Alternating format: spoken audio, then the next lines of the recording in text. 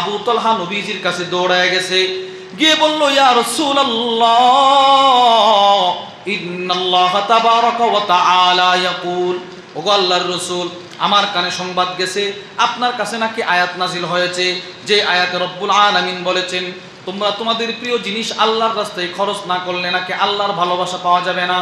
ওয়া ইন্না আহাব্বা আমওয়ালি ইলাইয়া বাইরুহা, আর আপনি ভালো করে জানেন আমার কাছে সবচাইতে প্রিয় হচ্ছে আমার বাইরুহা বাগান। যেই বাগানে আপনিও যান, যেই বাগানে দেখার জন্য সাহাবারা যায়, এটা সবচাইতে বড় বাগান, আমার প্রিয় বাগান। জান, আমি আমার বাগানের ভালোবাসা চাই না, আমি রবের ভালোবাসা চাই। ওয়া ইন্নাহা সাদাকাতুন লিল্লাহ, আমি এই মুহূর্তে বাগানটা আল্লাহর জন্য দান করে দিলাম, দান করছি। জান। এবার রাসূল বলে কি জানেন, বাহ